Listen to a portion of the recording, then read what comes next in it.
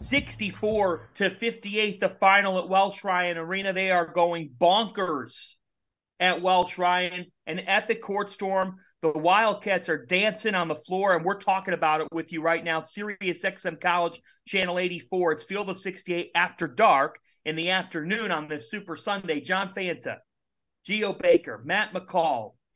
We're taking a deep dive, folks, on number one, falling. Purdue loses 64-58. Now, before we talk a little bit about Northwestern, Purdue in this game, Zach Edey goes for 24 points and 8 rebounds. Played very well. Edey did have 6 turnovers, though. And Purdue as a team ended up with 16 turnovers. So, for either of you, is there a little bit of a turnover problem here for Purdue? Because it seems like this is something that's coming up when they do have some of their flaws, when they do have some of those areas.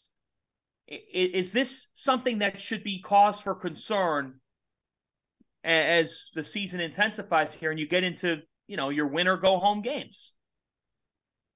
Gio, go ahead, man.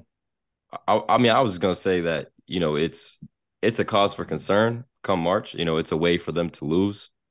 Is it a problem? I don't want to go that far. At the end of the day, they're 23-3. You can't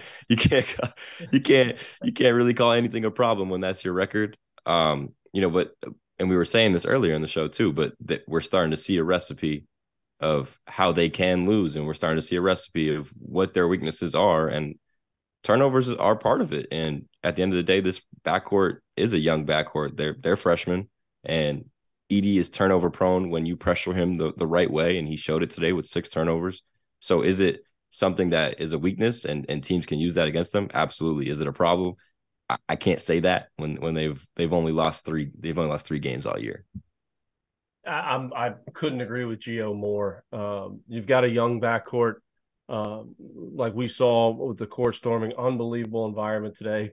They're 23-3, so it's hard to say that throw up the red flag. It's watch out. They're done. They have no shot to get to Houston. No, they're still one of the best teams in the country that played in a difficult environment on the road, and credit Northwestern for the way they played. But again, what's the recipe? How do teams now attack them? Pressuring the guards, especially when that ball gets across half court. Now here's the other key, Fanta. If you have guards that can do it, do you have guards that can guard the ball, that can go out there and pressure? Because some teams don't have that. I'm just calling it like it is. There's guys and guards that can't guard the ball at midcourt. They'll get beat off the bounce. So if you have the guards that can pressure, if you have the length and athleticism to challenge passes on the wings, and if you have someone strong enough inside to try and get Edey off the block, right? Is there someone on your team that can meet him when he's running down the floor, getting to the halo, and you can meet him at the conference logo just below the free throw line so he doesn't get position, especially in transition, running the floor? Those are all if you have, right? Yeah. And then once they get into their sets and they're running it and you want to double the post, when you double the post, you're putting 2 on the ball. It's like pick and roll coverage. You're committing 2 to the basketball. So if he's throwing it out, that means someone on the floor is open because you got 2 guys on the ball. So if he finds that open man, does that guy make the shot? So there's a lot of what ifs. They're still one of the best teams in the country. Credit Northwestern for how they played. But can your team pressure guards? Can they get out and deny passing lanes? And when you double team, can they be really, really good, not only with your rotations to getting out to shooters, but with your closeouts and not getting beat off the bounce? Purdue has committed 49 turnovers over the last 3 games. 49. They've had at least 16 turnovers in the last 3. So I'm going to take it a step further than both of you because, yes, they are 23-3.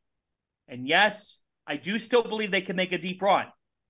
But when you turn the basketball over, you leave yourself susceptible to falling into a trap against anybody. And the other thing is, when Purdue's been set in a half court, whether they're on offense or defense, You could argue that they're the best team in the sport.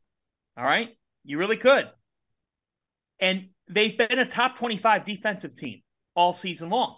That's been a huge difference for this team, is that they've been great defensively.